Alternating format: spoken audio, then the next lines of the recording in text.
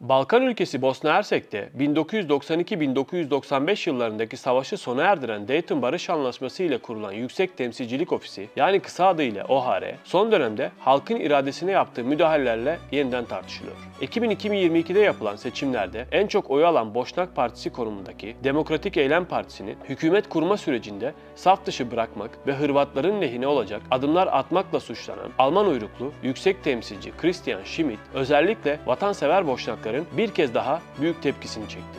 Bir nevi sömürge valisi olarak da adlandırılabilecek bu makamın ülkedeki Cumhurbaşkanı'nı dahi görevden alma yetkisi bulunuyor. Arkamda görmüş olduğunuz bu bina işte tam da bu kritik kararların alındığı Yüksek Temsilcilik Ofisi.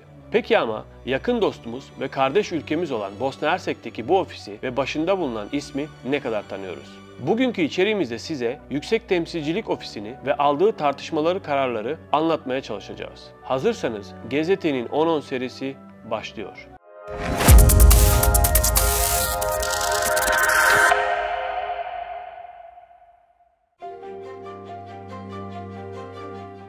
Yüksek Temsilcilik Ofisi'ni anlatmaya geçmeden önce Bosna Hersek'teki karmaşık siyasi yapıya ve bu yapının ana kaynağı olan Dayton Barış Anlaşması'na değinmekte fayda var. Bosna Hersek'te 1992-1995 yıllarında yaşanan ve Müslüman Boşnakları bölgeden tamamen temizlemeyi amaçlayan kanlı savaş Dayton Barış Anlaşması'nın imzalanması ile sona erdi. Dayton ile öngörülen yeni sisteme göre ülke, Bosna Hersek Federasyonu ve Sırp Cumhuriyeti olmak üzere entite denilen iki bölgeden oluşuyor. Bu bölgelerin kendi başkanları, kendi hükümetleri ve meclisleri bulunuyor. Ayrıca Bosna Hersek Federasyonu da kendi içinde 10 kantondan oluşuyor. Bu kantonların da yine kendi hükümet ve meclisleri var. Bir de Bosna Hersek Sırbistan-Hırvatistan üçgeninde yer alan Brčko Distrik adında özel statüye sahip bir bölge daha var. Ülkenin en üst makamı ise Boşnak, Sırp ve Hırvat 3 üyenin dönüşümlü olarak görev yaptığı Devlet Başkanlığı Konseyi. Tabii bir de bugünkü ana konumuz olan Yüksek Temsilcilik Ofisi, yani OHR var. Bosna Hersek'in sahip olduğu bu siyasi yapı temel hak ve özgürlüklere de önemli zararlar veriyor. Mesela Dayton Anlaşması'nın bir eki olan ülke anayasasına göre Başkanlık Konseyi'ne sadece Boşnak,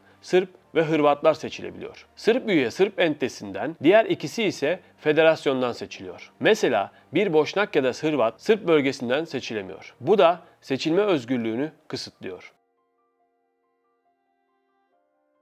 Yüksek Temsilcilik Ofisi, Dayton Barış Anlaşması'nın sivil açıdan uygulanıp uygulanmadığını kontrol etmek amacıyla oluşturulan uluslararası ad hoc, yani amacı özel bir kuruluş. Aralık 1995'te Londra'da düzenlenen Barış Uygulama Konferansı sonrasında Birleşmiş Milletler Güvenlik Konseyi'nin kararı ile Barış Uygulama Konseyi kuruldu. OHR'de söz konusu konseyin sahada kontrol mekanizması konumunda. Resmi internet sitelerinde yer alan ifadelere göre yüksek temsilci Bosna Hersek'i kalkındırmak, barış içinde yaşamasını sağlamak ve Avrupa Atlantik kurumlara üyelik yolunda ilerlemesine yardım etmek hedefiyle ülke halkı ve kurumlarının yanı sıra uluslararası toplumla da işbirliği içinde çalışan bir isim. OHR'nin belli bir ömrü olmadığı gibi görev süresi konusu da tamamen yoruma açık. OHR'nin Bosna Hersek'in kendi işleyişi için gereken sorumluluğu tamamen üstleneceği ana kadar varlığını sürdüreceği ifade ediliyor. OHR'nin başında şu an eski bir Alman siyasetçi olan Christian Schmidt bulunuyor. Ofisin bünyesinde ise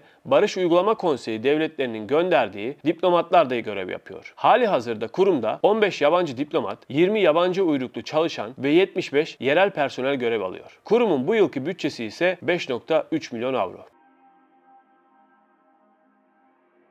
Londra'da 8-9 Aralık 1995 tarihinde yapılan Barış Uygulama Konferansı'nda Barış Uygulama Konseyi'nin de kurulmasına karar verildi. Londra'daki konferansın birincil amacı Dayton Barış Anlaşması'nın uygulanması noktasında uluslararası çabaları seferber etmekti. Konsey 55 ülke ve uluslararası kuruluşun yanı sıra bir dizi gözlemci üyeden oluşuyor. Konsey, Londra'daki konferansın ardından toplam 5 kez bakanlar düzeyinde toplanarak barışın uygulanması noktasında gerçekleştirilen hedefleri değerlendirdi. Son bakanlar toplantısı Mayıs 2000'de yapıldı. Konseyin Yüksek Temsilci Başkanlığındaki yönetim kurulunda ise Fransa, İtalya, Japonya, Kanada, Almanya, Rusya, ABD, İngiltere, AB Komisyonu, İslam İşbirliği Teşkilatı da yer alıyor. İslam İşbirliği Teşkilatı'nı ise konseyde Türkiye temsil ediyor. Konseyin yönetim kurulu Yüksek Temsilciye ise siyasi açıdan yönergelerde bulunuyor. Yüksek temsilci ayda 2 kez Saraybosna'da yönetim kurulu üyesi ülke ve kurumların büyükelçilerinin katılımıyla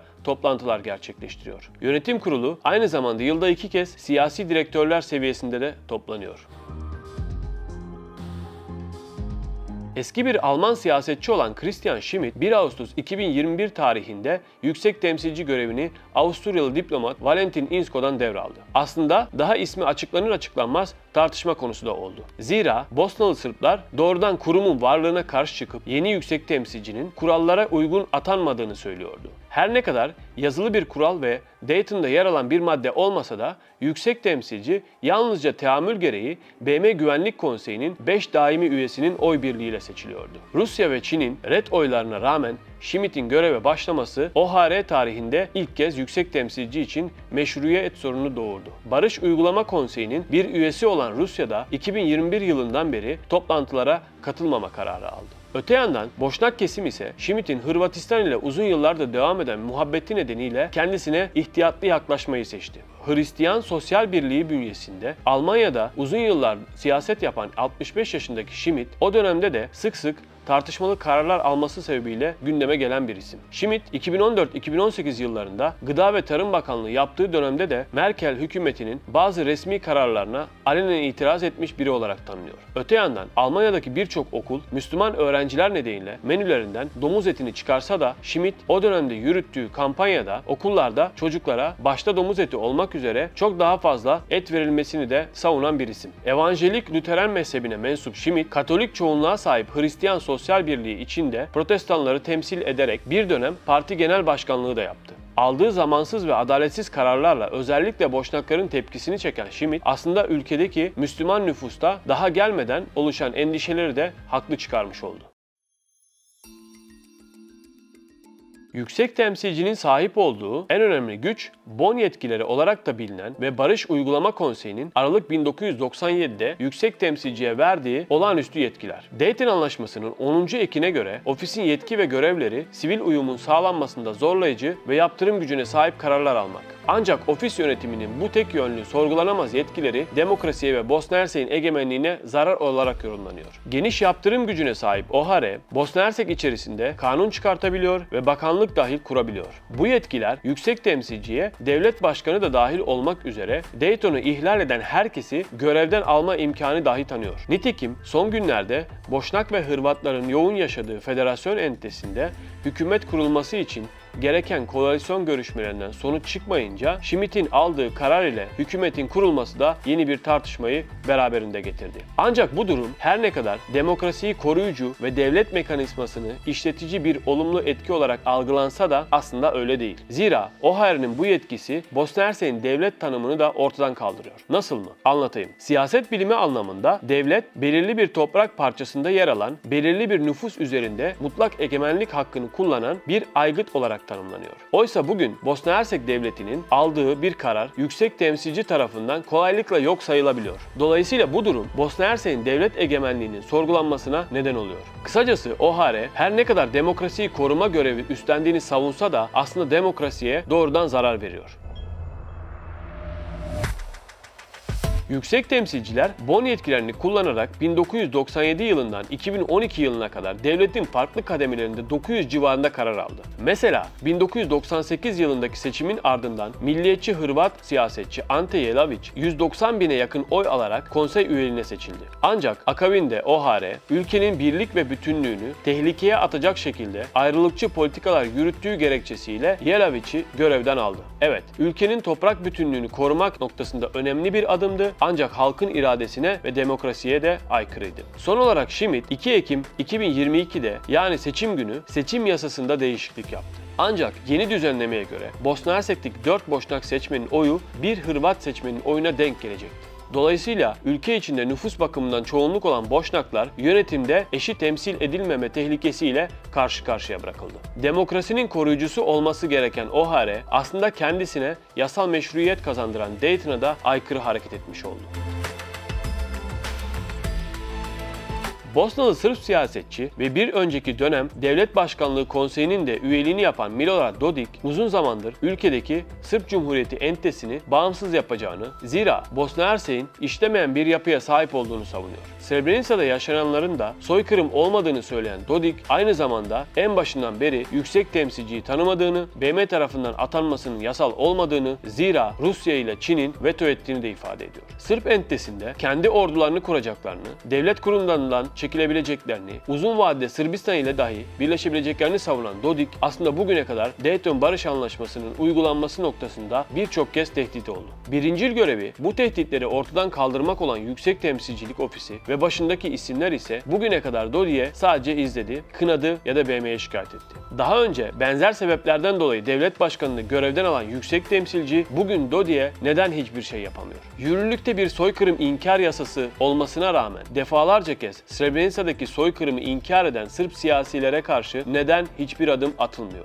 Yüksek temsilci yasal olarak Dodik'i tabii ki görevden alabilir. Ancak geldiği günden beri Belgrad ve Zagreb'ten gelen sessiz talimatları dinlemekle meşgul olan Schmidt'in de böyle bir şey yapmasını beklemek beyhude bir bekleyiş olur sadece. Bosna Hersek'in bağımsızlığını ilk tanıyan ülkelerden biri olan Türkiye, her zaman bölgede barışı, huzuru desteklerken Bosna Hersek'in toprak bütünlüğüne ve egemenliğine de saygı duyan bir ülke oldu. Gerek dini sebeplerle, gerekse geçmişten gelen tarihi ve kültürel bağlar nedeniyle Müslüman Boşnaklara doğal olarak daha yakın olan Türkiye, hiçbir dönemde ülkenin iç işlerine karışmadı, bu tür açıklama ve hamlelerden de hep uzak durdu. Kısa bir süre önce Türkiye'nin Saraybosna Büyükelçisi Sadık Babür Girgin bir televizyon kanalına verdiği röportajda son dönemdeki gelişmelere istinaden halkın iradesine saygı duyulması çağrısında bulundu. Girgin yaptığı açıklamada kararları halk tarafından seçilmiş temsilciler getirmeli, yüksek temsilci değil ifadelerini kullanarak yasal dayatmalara karşı bir tavır içinde olduğumuzu gösterdi. Cumhurbaşkanı Erdoğan'ın halkın iradesinin üzerinde bir güç tanımadım ifadelerine de atıfta bulunan Büyükelçi, federasyon bölgesindeki hükümetin de dışarıdan müdahaleler olmadan kurulması gerektiğini vurguladı.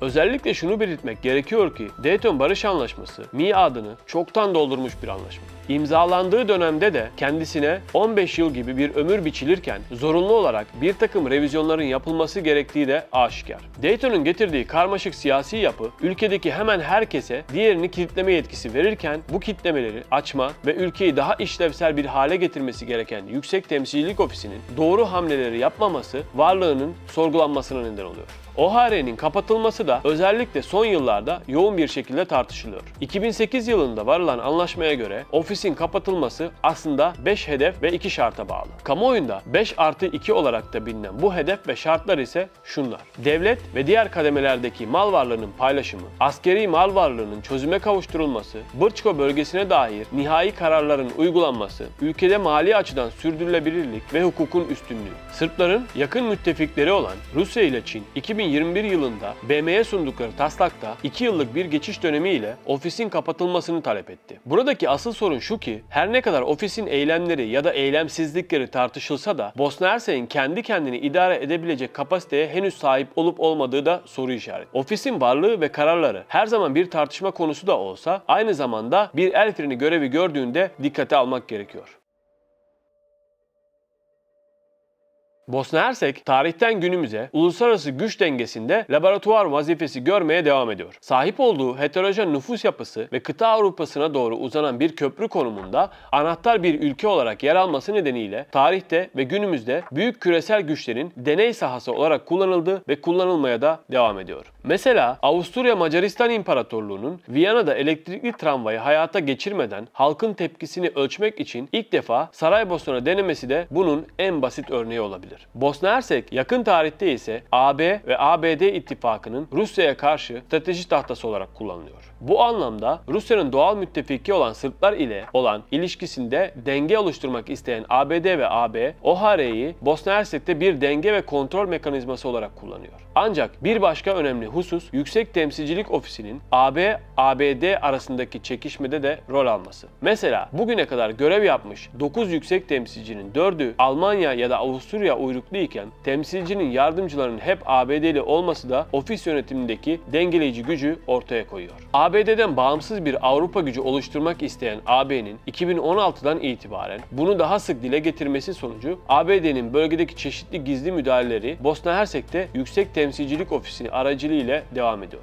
Soykırım inkar yasası ve seçim yasasındaki değişiklikler temsilci yardımcılarının baskısıyla alındı ve bu iki karar ile Bosna Hersek'te büyük siyasi krizler patlak verdi. Dolayısıyla OHR'nin demokrasiyi ve sivil uyumunu korumakta görevli olsa da hem demokrasiye ve ülkenin egemenliğine verdiği zarar hem de ülke içerisinde suni krizler oluşturduğu ortada. Yüksek Temsilcilik Ofisi'nin asıl amacı bölgede suni krizlerin meydana getirilmesi için bir araç görevi üstlenmesi. Ancak buna rağmen nasıl hala meşruiyetini koruyor? Çünkü işlemeyen ve karar alamayan devlet yapısı nedeniyle işlevselliğini kaybeden kurumsal hizmetler yüksek temsilci sayesinde uygulanabiliyor.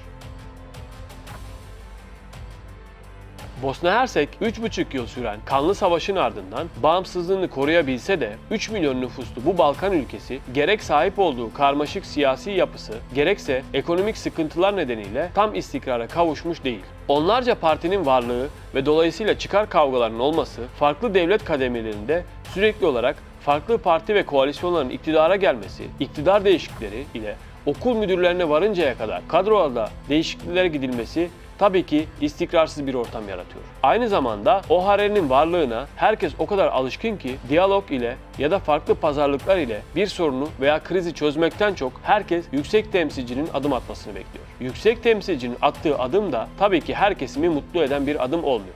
Bir kesim OHR'nin hemen kapatılmasını, diğer bir kesim ise aldığı kararların haksız ve adaletsiz olduğunu gündeme taşıyor. Sonuç olarak OHR'nin varlığından ziyade aldığı kararlar sorgulansa da her kademesinde yolsuzluk ve rüşvetin, görevi kötüye kullanmanın, arkadaş ve akraba kayırmanın olduğu bu Balkan ülkesinde kısa vadede istikrardan bahsetmek pek mümkün görünmüyor.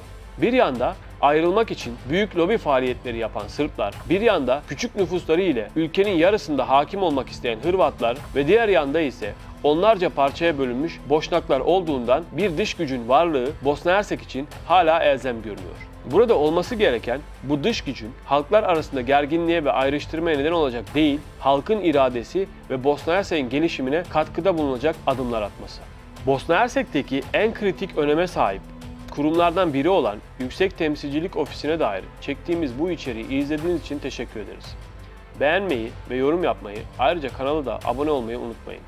Balkanlara dair bir sonraki içerikte görüşmek üzere. Bosna Hersek'in bağımsızlığını ilk tanıyan ülkelerden biri olan Türkiye, her zaman bölgede barışı, huzuru desteklerken Bosna Hersek'in toprak bütünlüğüne ve egemenliğine de saygı duyan bir ülke oldu. Londra'da 8-9 Aralık 1995 tarihinde yapılan Barış Uygulama Konferansı'nda Barış Uygulama Konseyi'nin de kurulmasına karar verildi. Londra'daki konferansın birincil amacı Dayton Barış Anlaşması'nın uygulanması noktasında uluslararası çabaları seferber etmekti. Konsey 55 ülke ve uluslararası kuruluşun yanı sıra bir dizi gözlemci